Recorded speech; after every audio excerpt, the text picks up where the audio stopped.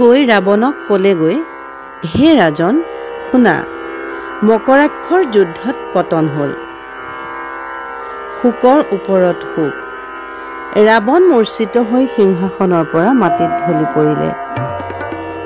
পাত্ৰ মিত্ৰই আহি বুজায়। ৰজাই মাটিত পৰি খুব কান্দিবলৈ ধৰিলে। ৰাম মৰি নমৰে, কেনে বিপৰীত বৈৰী।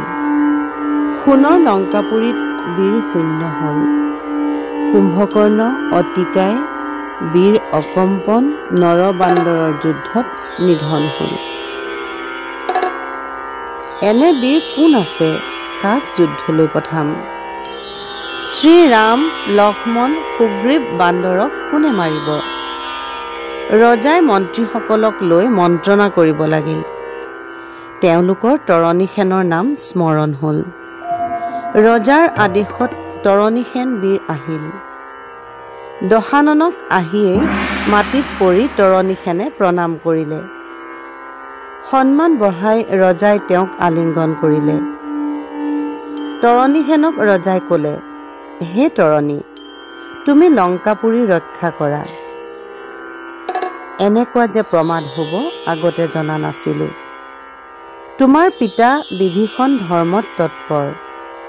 তেওঁ মোক হিত উপদেশ দি বহুত বুজালে। মই অহংকাৰত মত্ত হৈ মতিছন্ন হ'লোঁ। বিনা অপৰাধত তাক লাঠি মাৰিলোঁ। সেইকাৰণে মোক মোৰ ভায়ে এৰি থৈ গ'ল।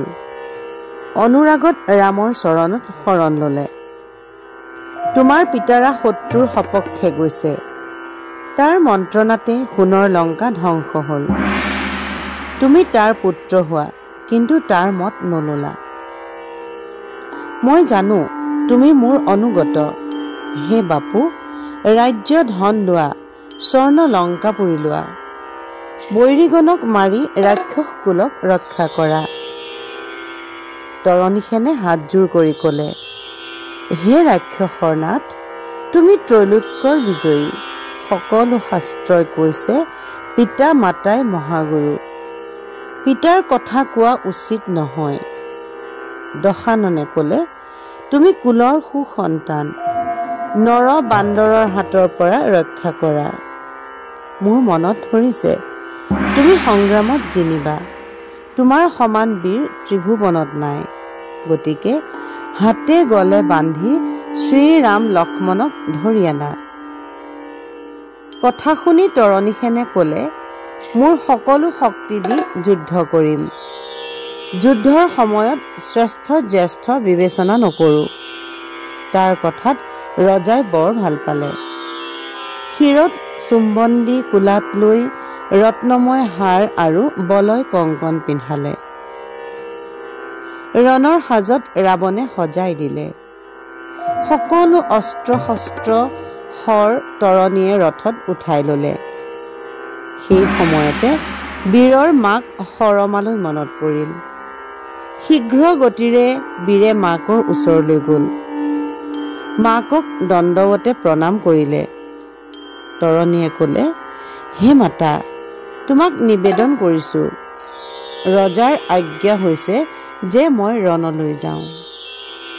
পূৰ্ণ ব্ৰহ্ম নাৰায়ণক মই চকুৰে দেখিম। ৰামৰ দৰ্শনত দেহ পবিত্ৰ হ'ব। চৰণ কমল দেখিম। হে মাতা, মোক যুদ্ধলৈ যাবলৈ অনুমতি দিয়া। মাকে যেতিয়াই শুনিলে পুতেক যুদ্ধলৈ যাব, সৰমাই চমকি উঠি কান্দিবলৈ ধৰিলে। বোপা, তই মোক কি কথা কলি?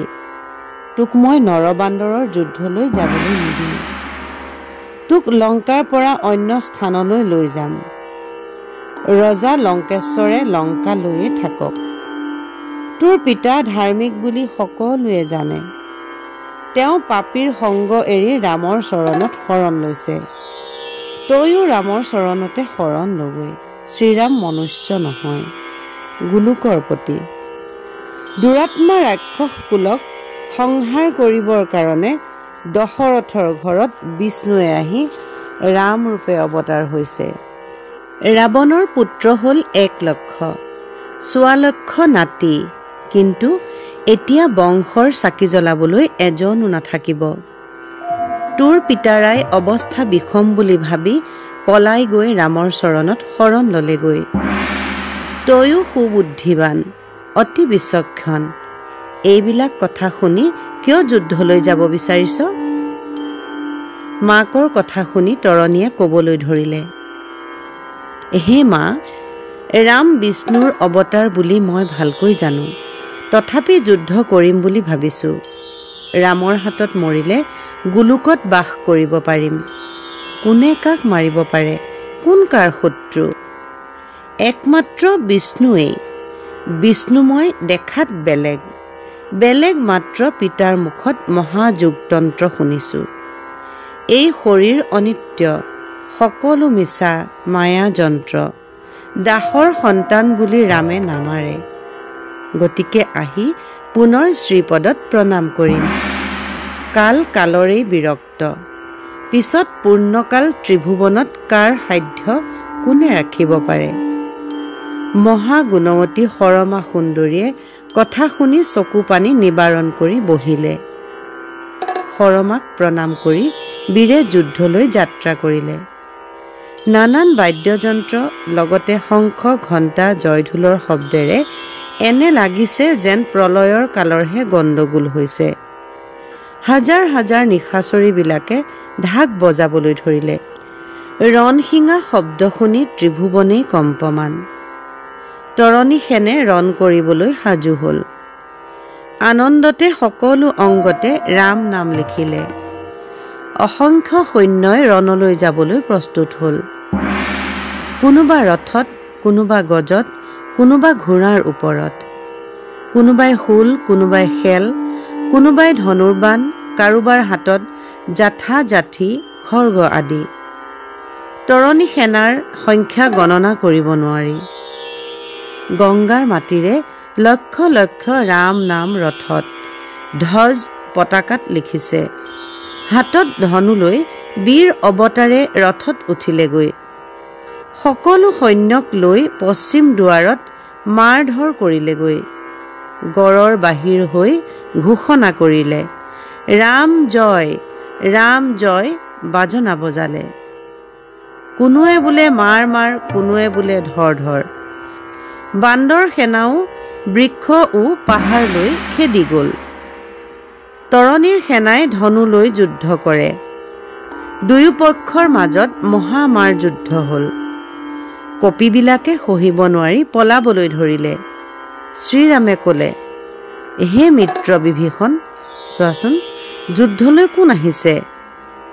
বিভীষণে ক'লে, হে ৰাজীৱ লোচন, ৰাৱণৰ অন্নৰ দ্বাৰা পালিত এজন আহিছে। সম্বন্ধত মোৰ জ্ঞাতিয়েই হয়। ধৰ্মত ধাৰ্মিক পুত্ৰ, বৰ যুদ্ধবীৰ, প্ৰকাৰান্তৰে প্ৰকৃত পৰিচয় দিলেই। তৰণীয়ে ভাবিছে, ক'ত দয়াময় ৰাম? সৈন্যই সৈন্যই যুদ্ধ লাগিছে। বান্দৰবিলাকে পলাব ধৰিছে। চাৰিওফালে তৰণীয়ে ৰামক চাব লাগিছে।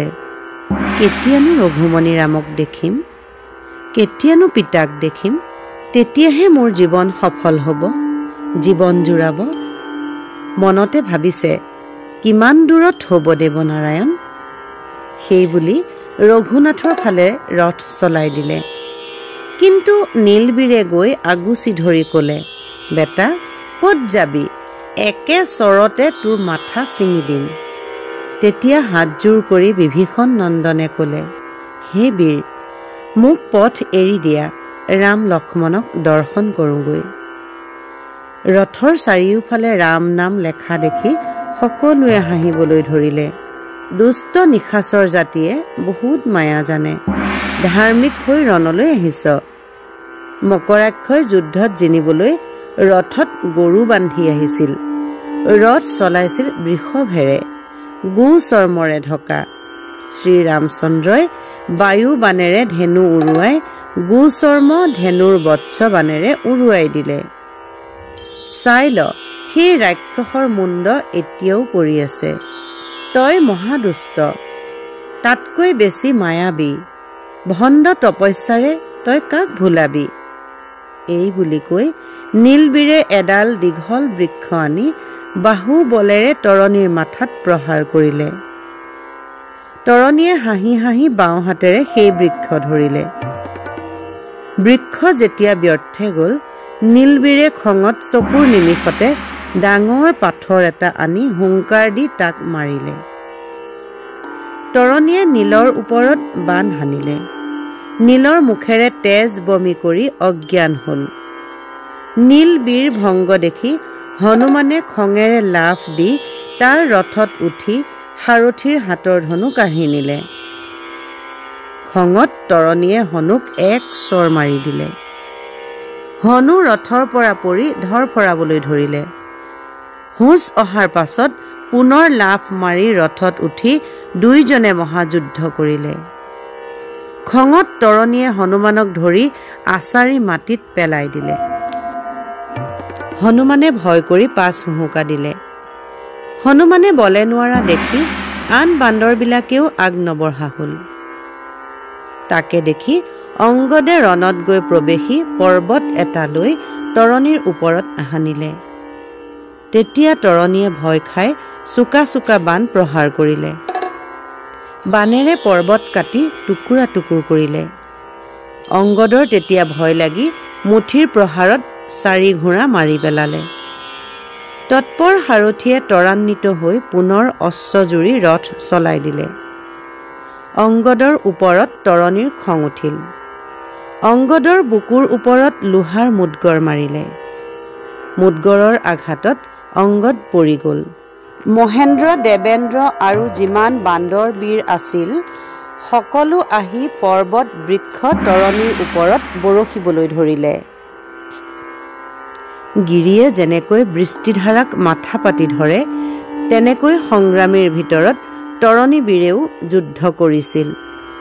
ক্ষন্তেকতে পৰ্বত বৃক্ষ তৰণীয়ে কাটি দিলে। লক্ষ লক্ষ বান্দৰৰ প্ৰাণ ল'লে। লক্ষ লক্ষ ৰাক্ষসৰ মাথা গুড়া কৰিলে। সংগ্ৰামৰ থলীত তেজৰ নদী ববলৈ ধৰিলে। বান্দৰ সৈন্যই তৰণীৰ বান সহিব নোৱাৰিলে। তেতিয়া সুষেন বুঢ়াই আগবাঢ়ি গ'ল। সুষেন ইমানেই শক্তিশালী যে ৰাক্ষসবিলাকো কঁপি থাকে। তৰণীৰ ৰথত গৈ তেওঁ একে লাফেই উঠি তৰণীৰ হাতৰ ধনু কাঢ়ি আনিলে। সৰ্ব শৰীৰক বিদাৰি পেলালে। তৰণীৰ শৰীৰৰ পৰা তেজ ধাৰাসাৰে ববলৈ ধৰিলে। তাৰ পাছত পদাঘাত কৰি ৰথৰ 4 ঘোঁৰাক মাৰি বীৰদৰ্পে সাৰথীৰ মুণ্ড চিৰি লগে লগে গৈ নিজ সৈন্যৰ মাজত পৰিলগৈ। তৰণীয়ে চকুৰ নিমিষতে সাৰথী ঘোঁৰা আনি বান লৈ প্ৰস্তুত হ'ল।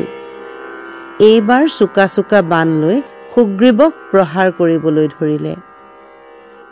বানাঘাটে সুগ্ৰীৱ ৰজাই খঙত গৰ্জি বীৰে পৰ্বত সানিবলৈ ধৰিলে।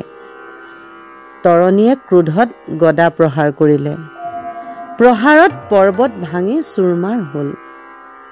এইবাৰ বীৰে সুগ্ৰীৱৰ বুকুত দুৰ্জয় জাঠি প্ৰহাৰ কৰিলে। সুগ্ৰীৱৰ মুখেৰে তেজ বমি কৰি ৰণত পৰিল। সুগ্ৰীৱ ৰণত পৰাত বাকী বান্দৰবিলাক পলাবলৈ ধৰিলে। কোনো থিৰে থাকিব নোৱাৰিলে। এইবাৰ তৰণীখেনে হাতত ধনু লৈ শ্ৰীৰাম লক্ষ্মণৰ আগত থিয় হ'ল। তেওঁলোকৰ সোঁফালে জাম্বুবান, বাওঁফালে বিভীষণ। সন্মুখত তৰণীৰ ৰথ উপনীত হ'ল। বীৰে সংকেততে পিতাকক প্ৰণাম কৰি কৰপুতে শ্ৰীৰাম লক্ষ্মণক প্ৰণাম কৰিলে। বিভীষণে ক'লে, হে ৰাম, চোৱাচোন তোমালোক দুয়োকে নিশাচৰে প্ৰণাম কৰিছে।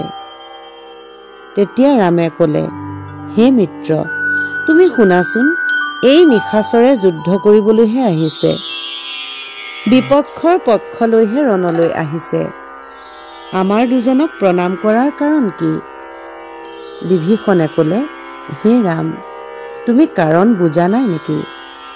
এওঁ লংকাপুৰৰ তোমাৰ এজন ভক্ত। এওঁ তোমাৰ চৰণৰ বাহিৰে অন্য নাজানে। যুদ্ধলৈ আহিছে একমাত্ৰ ৰজাৰ শাসনৰ কাৰণেহে। ৰামে ক'লে, যদি এওঁক ভক্ত বুলি কৈছা তেন্তে আশীৰ্বাদ কৰোঁ যাতে বাঞ্ছা পূৰ্ণ হয়।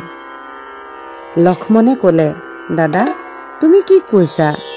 ৰাক্ষসৰ অভিলাষ হ'ল কেৱল ৰাৱণ জয় হোৱা। শ্ৰীৰামে ক'লে, লক্ষ্মণ তুমি একো বুজি নোপোৱা। ভকতে কেতিয়াও বিষয় বাঞ্ছা নকৰে। ৰামে কথা কৈ থাকোঁতে ধনুত টংকাৰ দি তৰণী আহিল। তেওঁ সিংহনাদ কৰি গভীৰ গৰ্জন কৰি ক'লে, বেটা দেশলৈ ঘূৰি যাব ইচ্ছা কৰিছা? কথা শুনি মহাকোপে লক্ষ্মণৰ ওঠ কপি যমৰ সমান ৫০০ বাণ প্ৰহাৰ কৰিলে। তৰণীয়ে সেইবিলাক কাটি থান বান কৰিলে। সেই বাণ ব্যৰ্থ হোৱাত পুনৰ লক্ষ্মণে বাণ বৰষিবলৈ ধৰিলে। যিমান বাণ তৰণীক মাৰিলে তৰণীয়ে শ্ৰীৰামক স্মৰণ কৰি সকলো কাটিবলৈ ধৰিলে। অমৰ্ত্য সমৰ্থ কৰ্ণৰেখা বাণ যাৰ যিমান শিক্ষা আছে মাৰিবলৈ ধৰিলে। লক্ষ্মণে অগ্নিদেৱতাৰ বাণ মাৰিলে। তৰণীয়ে বৰুণ বাণে সংহাৰ কৰিলে। লক্ষ্মণে পাশুপাত বাণ মাৰিলে। বৈষ্ণৱ বাণে বীৰে তাক কাটি পেলায়। লক্ষ্মণে অতি ভয়ংকৰ পৰ্বত বাণ মাৰিলে। নিশাচৰে পৱন বাণেৰে তাক নিবাৰণ কৰিলে। লক্ষ্মণে সৰ্পবাণ মাৰিলে। গৰুৰ বাণেৰে বীৰে তাক নিবাৰিলে। কোষৰে লক্ষ্মণে মায়াময় কৰিলে। চাৰিওফালে অন্ধকাৰ কৰি একো নেদেখা কৰিলে। নিশাচৰে তাক চকুৰ বাণেৰে বিনাশ কৰিলে। খঙত লক্ষ্মণে গন্ধৰ্ব বাণ মাৰিলে। ৩ কোটি গন্ধৰ্ব জন্ম হ'ল। তেতিয়া গন্ধৰ্ব ৰাক্ষসৰ মহামাৰ হ'ল। তৰণীৰ সৈন্যবিলাক এজনো নোহোৱাকৈ সকলো মাৰিব ধৰিলে। তৰণীখেনে কাকো ৰাখিব নোৱাৰিলে। খঙত বীৰে জাঠি লৈ লক্ষ্মণৰ মাথাত কোপেৰে প্ৰহাৰ কৰিলে। লক্ষ্মণ বীৰ অজ্ঞান হৈ পৰি গ'ল। হনুমানে লক্ষ্মণ বীৰক তাৰ পৰা লৈ আগুৰিলে। সংগ্ৰামত জিনি তৰণীখেনে মাতিবলৈ ধৰিলে, ক'ত ভণ্ড তপস্বী জটাধাৰী ৰাম? তেতিয়া ৰামে ক'লে, তৰণী অধিক বিলম্ব নহ'ব, তোক এতিয়াই যমৰ ঘৰলৈ পঠাম। লক্ষ্মণ ৰণত পৰাৰ লগে লগে ৰামে ত্ৰিভুৱন বিজয়ী ধনুবাণ হাতত লৈ তৰণীৰ সন্মুখত খাৰা হ'ল।